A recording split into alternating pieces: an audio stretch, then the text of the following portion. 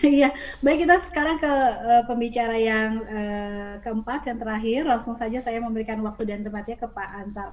Pak Ansar Akil, beliau akan menjelaskan digital safety. Wah, ini menarik sekali nih, kenali dan pahami rekam jejak di era digital. Pak Ansar, silakan.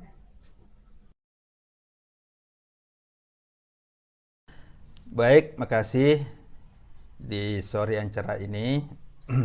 Bismillahirrahmanirrahim. Assalamualaikum warahmatullahi wabarakatuh. Alhamdulillahirrabbilalamin.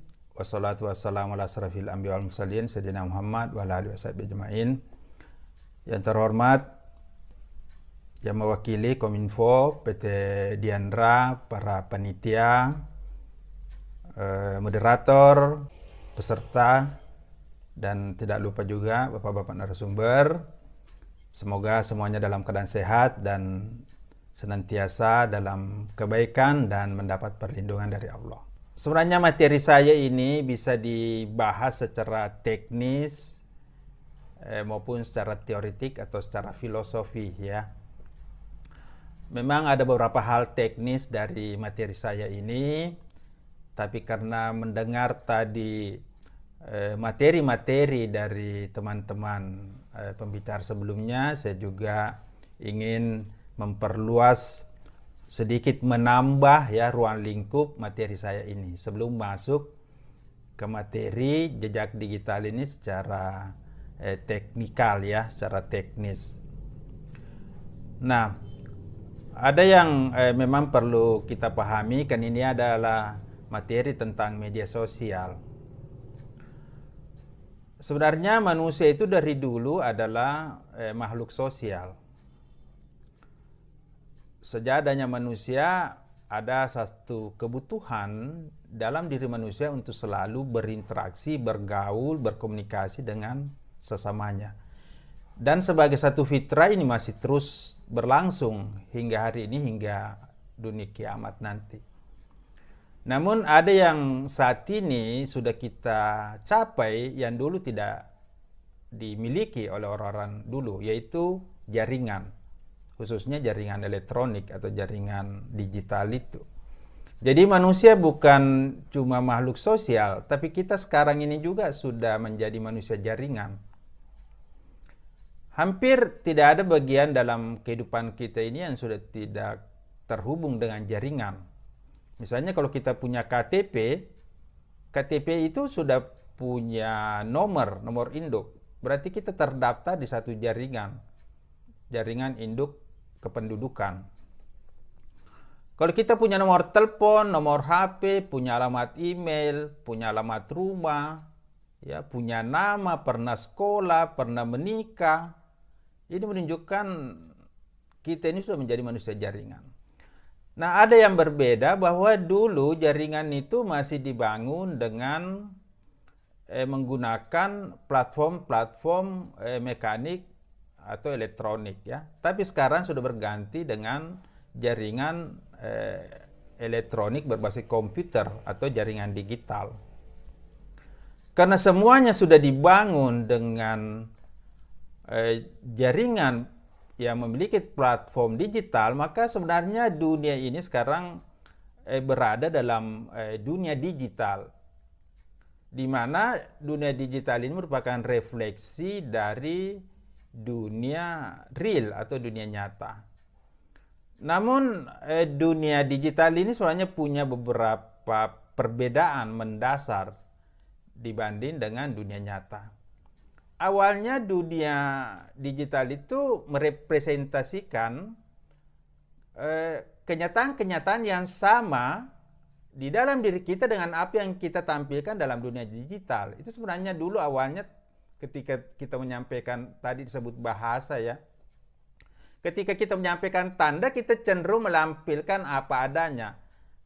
Nah, namun sekarang ini orang cenderung merepresentasikan sesuatu yang berbeda dengan dirinya. Kenapa? Karena dalam dunia digital orang selalu ingin tampil lebih baik.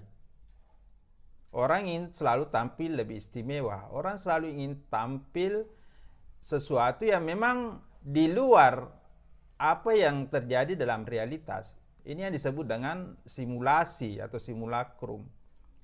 Jadi simulasi itu kalau kita tampil apa adanya, tapi kita ini selalu ingin tampil lebih baik. Disitulah realitas itu dibelokkan, ya, yang disebut dengan simulacrum. Nah, ketika ini terus terjadi, muncullah yang disebut dengan hyperreality, yaitu terjadinya suatu realitas yang melampaui atau yang sudah berbeda dengan kenyataan real yang ditampilkan dalam dunia digital. Nah, ini kita semua berada di sini. Nah, ini satu sisi dari sifat-sifat media itu memang menawarkan itu. Jadi ini dari satu sisi, ya, dari segi sifat media. Nah, ini perlu kita pikirkan. Kemudian yang kedua, ada juga dari aspek, ya, ada juga aspek dari perilaku pengguna. Nah, ini juga perlu kita pahami bahwa sebenarnya teknologi itu seperti yang sudah juga diramalkan oleh ahli-ahli komunikasi, misalnya dari Marshall McLuhan itu menyebut teknologi sebenarnya itu adalah perpanjangan tangan atau perpanjangan indera manusia. Jadi, teknologi itu mencerminkan apa yang ada pada diri manusia. Kalau tadi banyak digambarkan bagaimana media sosial itu berisi banyak permasalahan, berisi banyak sampah, berisi banyak problem, maka itu menggambarkan dalam diri manusia secara real itu sebenarnya banyak masalah yang melimpah ke dunia elektronik, ke media sosial. Oleh karena itu, saya sebenarnya lebih cenderung mengatakan kita memperbaiki dulu manusia di dalam dunia real. Kemudian kita bisa memperbaiki dunia dalam digital, Karena dunia digital itu hanya limpahan dari dunia real manusia. Kita tidak bisa memperbaiki dunia digital kalau manusianya rusak. Manusia dalam kenyataannya rusak. Itu terjadi lagi simulasi, simulacrum dan hyperreality. Ya. Oleh karena itu, kita perlu ada satu literasi, konvergensi, mengubah manusia dalam kehidupan real dan mengubah perilaku manusia dalam kehidupan digital. Ini merupakan satu kesatuan. Ya. Nah, Bapak-bapak dan Ibu-ibu serta peserta semua, ya, dunia digital ini memang sudah menjadi bagian dari hidup kita. Jadi tidak bisa kita hilangkan. Dan seluruh aktivitas hidup kita ini sudah banyak sekali, bahkan hampir semua kehidupan kita itu sudah bisa dilakukan secara digital. Mulai dari kantor, ada e-office, ada kuliah online, ada transaksi digital, ada electronic government, ada electronic business, ya, ada e-commerce, ada identitas digital, ada jejak digital, hampir semuanya, ada uang digital. Nah, seperti dalam dunia nyata, setiap kita melakukan aktivitas di dunia nyata itu pasti menimbulkan satu bekas-bekas, satu jejak-jejak. Sama juga di dunia digital. Ketika kita melakukan sebuah aktivitas, pasti kita meninggalkan jejak. Bukti bahwa kita pernah hidup di dunia kalau kita punya jejak. Karena itu kenapa amal dan dosa itu perlu ada. Karena inilah bukti manusia itu pernah hidup. Jadi bukti bahwa Anda pernah hidup, kalau Anda punya timbangan amal dan timbangan dosa, itu adalah jejak hadirnya Anda di dunia ini. Sama juga dengan manusia yang menggunakan dunia digital, itu pasti punya jejak. Sebagai bukti bahwa Anda adalah penghuni, Anda adalah penduduk dunia digital. Jadi kalau di dalam kehidupan manusia secara real ada amal-amal dan dosa, maka di dunia digital juga itu ada amal-amal dan dosa. Nah, perbedaannya bahwa di dunia digital semuanya itu dilakukan menggunakan perangkat-perangkat elektronik. Nah, coba kita lihat ya. yang menghubungkan kita dengan orang lain itu ada namanya saluran transmisi, ya, baik secara elektronik, secara kabel atau nirkabel. Tapi sesungguhnya yang terhubung ini adalah manusia. Manusia representasi makhluk hidup. Kita menggunakan alat-alat itu sebagai representasi perangkat elektronik yang disebut dengan perangkat mobile, perangkat data atau server yang terhubung antara satu orang dengan orang lain.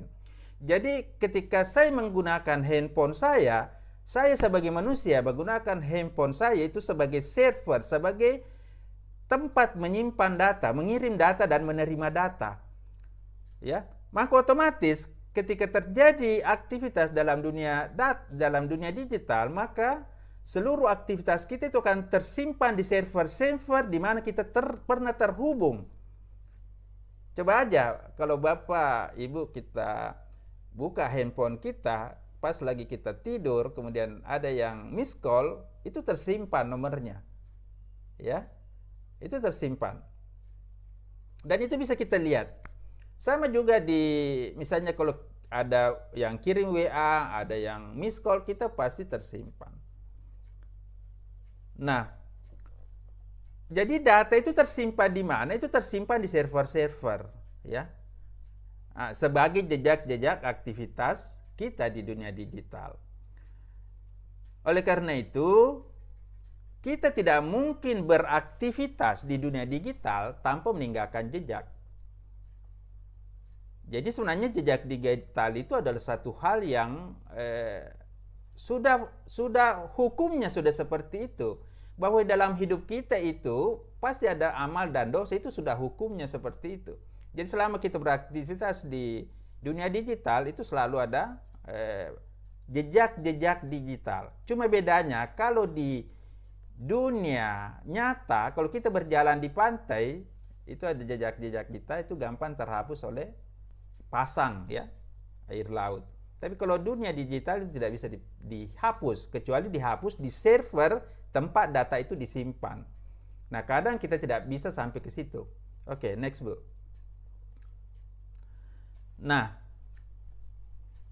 apa yang dimaksud dengan jejak digital? Ya, jejak digital ini sebenarnya adalah segala data, ya, segala data yang tersimpan di server-server di seluruh dunia setelah kita beraktivitas di internet. Ya. Jadi server itu adalah tempat penyimpanan data. Jadi kalau kita sudah beraktivitas, sebenarnya yang menyimpan ini adalah program aplikasi yang memang punya fungsi untuk merekam aktivitas di dalam sistem itu, di dalam jaringan itu. Ya. Jadi ketika kita melakukan satu aktivitas, maka otomatis apa yang kita lakukan akan tersimpan di dalam jaringan digital. Nah, misalnya kita pernah mengirim email, otomatis jejak kita pernah mengirim email itu tersimpan di akun kita dan juga tersimpan di tempat yang dituju kita mengirim email. Itu arsip surat kita tersimpan di situ, di samping tersimpan ke kita juga. Dan mungkin juga tersimpan di provider. Ya. Atau misalnya kita pernah memberi komentar di FB. Otomatis komentar kita akan tersimpan di server FB. Kenapa? Karena semua aktivitas di dalam aplikasi FB itu akan tersimpan di servernya FB. Ya, begitu pula dengan aktivitas kita yang lain. Ya. Nah, dengan demikian jejak digital itu bisa muncul dari dua sumber. Ada jejak digital yang tercipta karena itu kita lakukan secara aktif dan secara sengaja. Ya, misalnya kita pesan barang, otomatis pesanan kita kan tersimpan di servernya, misalnya Shopee atau yang lainnya. Ya, itu secara sengaja memang kita lakukan. Nah, ada juga Bapak Ibu jejak yang tersimpan tanpa sepengetahuan kita, tanpa kesadaran kita. Ya, jadi ini secara pasif tersimpan jejak itu. Saya juga sering mendapatkan banyak telepon, ada WA, ya, Ada biasa yang nelpon, saya tidak kenal nomornya. Dia tanya, halo, ini Pak Ansar Akil ya? Betul Bu. Ini begini, bla bla bla bla bla bla bla. Banyak itu. Besoknya ada lagi. Sampai pernah istri saya bertanya, kok banyak orang yang tahu nomornya Bapak ini? Kenapa banyak orang yang selalu nelpon? Saya katakan, dalam dunia digital tidak sulit lagi orang untuk mendapatkan identitas kita. Ya. Jadi kalau kita punya nomor pernah diupload dalam satu kepentingan apapun, baik itu tersembunyi atau terang-terangan, maka itu sudah memberikan satu jejak digital yang bisa diakses oleh siapapun. Jadi bagaimana caranya kita tidak meninggalkan jejak digital? Jangan membagi data ke jaringan, itu aja. Makanya katanya Nabi, kalau tidak bisa berkata baik ya diam. Itulah diam itu, kita tidak mengirim jejak. Jadi saya juga tidak menyarankan itu menghapus jejak, walaupun itu bisa dilakukan. Tapi sampai di mana kemampuan kita untuk menghapus jejak, ya? Jadi sebenarnya tanpa sadar kita ini selalu mengisi ruang-ruang digital ini dengan berbagai data-data yang secara sadar atau secara tidak sadar kita lakukan. Yang sadar kita lakukan itu masih bisa kita kontrol. Misalnya saya mengirim email, ya. Nah, tentu kalau saya mengirim email, saya harus bicara yang baik-baik. Kalau misalnya saya memberi komentar di medsos, ya saya seharusnya memang memberikan komentar yang baik. Berarti itu saya lakukan secara sadar, ya. Atau saya memposting foto, memberi like saja itu sudah terekam. Jadi jangan dikira kalau kita memberi like, memberikan emoticon, enggak apa-apa kan, saya cuma memberi like saja, memberi emoticon saja, ya. Tapi itu sudah tersimpan sebagai satu data. Nah, ini menarik juga tadi dari pembicara sebelumnya, ya.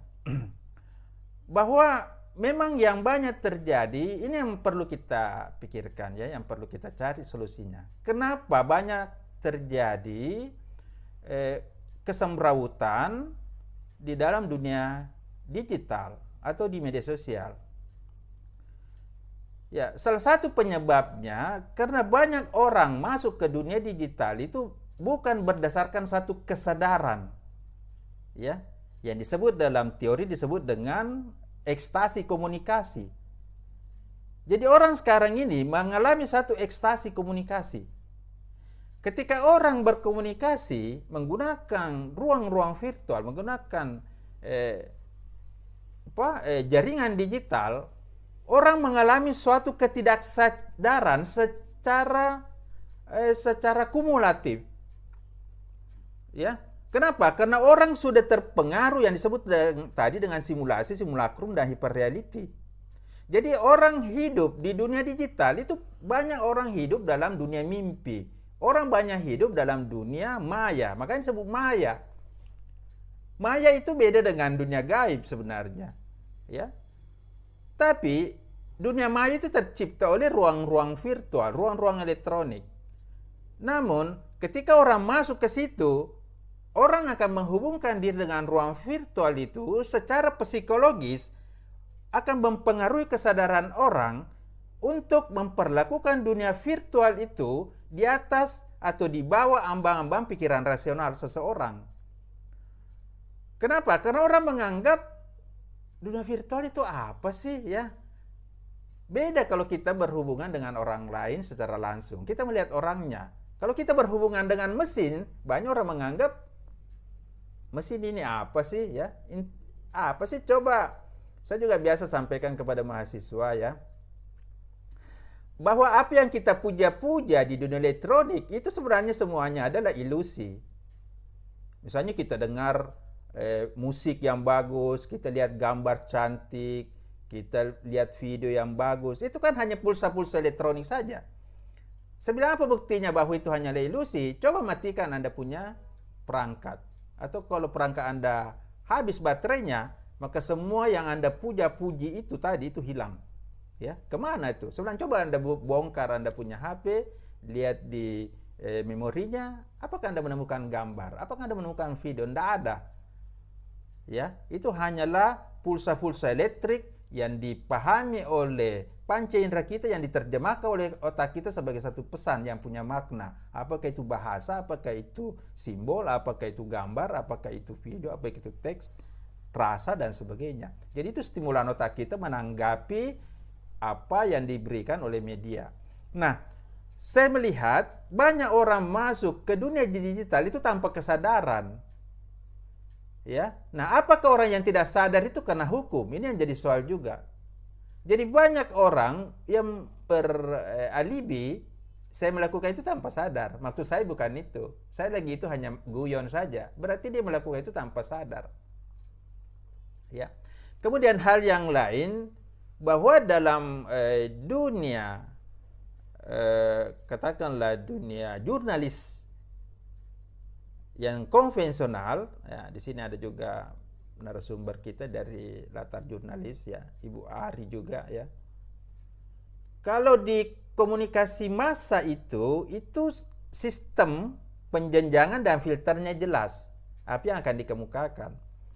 Jadi untuk menjadi pemain di komunikasi massa itu tidak sembarang orang bisa menjadi jurnalis. Itu harus butuh pendidikan, harus butuh pelatihan, harus magang, kemudian harus dilatih terus, ya, diberikan pelatihan berjenjang, diberi sertifikasi. Nah, di media sosial orang mendapatkan media tanpa penjenjangan seperti itu. Jadi orang menjadi pemain tanpa filter, di mana orang bisa melakukan apa saja dan siapa saja bisa menjadi aktor di situ. Beda kalau kita menggunakan komunikasi massa secara konvensional, itu tidak sembarang orang bisa. Tapi di media sosial itu tidak ada filternya, ya. Oleh karena itu, banyak sekali orang-orang yang sebenarnya memang tidak layak masuk ke dunia digital. Dan itulah yang menimbulkan kegaduhan. Dan yang jumlah pengguna seperti ini yang paling banyak sekali. Ya. Nah, tadi dari data yang dikemukakan, itu 60-70% penggunanya itu adalah generasi milenial yang tidak pernah mendapat bekal-bekal jurnalistik. Yang tidak pernah mendapat bekal-bekal kode etik media, kode etik penyiaran, kode etik jurnalistik. Mereka tidak kenal itu. Jadi aktor-aktor ini, semua orang menjadi aktor. Dulu aktornya itu terseleksi, sekarang aktornya itu tidak terseleksi. Semua orang masuk aja di situ, tumpah ruah. Nah, bayangkan, orang yang demikian banyak masuk ke ruang digital tanpa batas, dengan ambang kesadaran yang berada di bawah rata-rata, kemudian mengalami satu ekstasi komunikasi, inilah yang menimbulkan kekacaubalauan dalam dunia digital, ya. Oleh karena itu, saya melihat bahwa untuk mengatasi carut marut ini tidak bisa hanya dengan literasi digital secara teknikal, tapi ini juga harus kita melibatkan psikologi. Kita harus melibatkan perubahan mindset, ya, perubahan culture, karena rusak-rusaknya di dunia nyata itu masuk ke dunia digital. Ketika kita memperbaiki televisi, acaranya tidak bisa kita perbaiki. Misalnya begini, saya kasih contoh, ya. Kita nonton acara TV atau kita nonton laptop saya, ada acara rusak, saya perbaiki televisinya, ya kan? Saya perbaiki gambarnya, saya perbaiki kontrasnya. Itu yang kita lakukan. Begitu kita kasih nyala lagi, muncul lagi acara yang sama. Kenapa? Karena yang mensuplai acara yang sama itu dari realitas yang memang seperti itu. Jadi bagaimana caranya kita menghentikan kekacaubalauan jejak digital yang buruk dalam dunia digital? Itu kita memperbaiki sumbernya. Sumbernya itu adalah manusia-manusia yang ada di luar dunia digital. Jadi sebenarnya seperti itu kaitannya. Ya. Iya. Pak Ansar, 1 menit lagi ya. 1 menit lagi. Oke. Ada juga yang tidak kita sengaja, ya. Nah, yang tidak sengaja itu yang dibuat oleh mesin. Ya, misalnya pada saat kita membuat transaksi, pada saat kita mengakses, itu memang ada protokol-protokol yang menyimpan data kita. Oke, next Bu, ya. Nah, bagaimana cara menjaga jejak digital, ya? Yang pertama ini kenali bentuk data digital, itu banyak, ada teks, ada video, apa dan sebagainya, ya. Nah, jadi apapun data yang kita gunakan dalam berkomunikasi itu pasti akan tersimpan. Ingat itu. Apakah cuma like saja, tanda titik saja tersimpan? Tersimpan. Kenapa? Titik itu adalah satu kode digital. Ya, apa kalau saya kasih saja titik-titik atau tanda tanya tersimpan? Itu tersimpan. Ini dipahami. Karena banyak orang menyepelekan tanda, ya. Itu satu. Yang kedua, hindari kita men-share data penting, ya. Nah, jadi kita jangan, sering juga banyak kita lihat ada teman kita memposting kartu keluarganya di Facebook. Untuk apa? Ya, ada yang memposting foto KTP di Facebook. Untuk apa diposting di situ? Itu kan data pribadi. Ada yang memposting juga foto rekening dan sebagainya, ya. Jadi itu hindari, ya. Kemudian jangan membuat tulisan yang melanggar undang-undang ITE, ya. Ini memang penting sekali. Ya, itu banyak sekali situ berita hoax, berita bohong, judi, sara dan seterusnya, ya. Nah, ini teknis, ya. Kemudian pada saat kita membuat akun, usahakan kita membuat password yang kuat dan verifikasi ganda. Ya. Jadi kita menggunakan beberapa bentuk verifikasi. Ada yang secara langsung di akun itu dan kita juga gunakan perangkat kita. Misalnya menggunakan nomor handphone. Jadi kalau ada perubahan, ada orang yang mengakses, itu nanti kita mendapat pemberitahuan di handphone kita. Kemudian kita gunakan juga aplikasi pelindung tambahan. Ya. Nah, sering terjadi kalau terjadi satu hacking, misalnya ada yang membobol handphone kita, maka data-data kita tidak bisa lihat dari jauh. Nah, makanya itu kita perlu satu aplikasi pelindung lagi. Misalnya kita menggunakan SIP atau WinRAR yang punya password.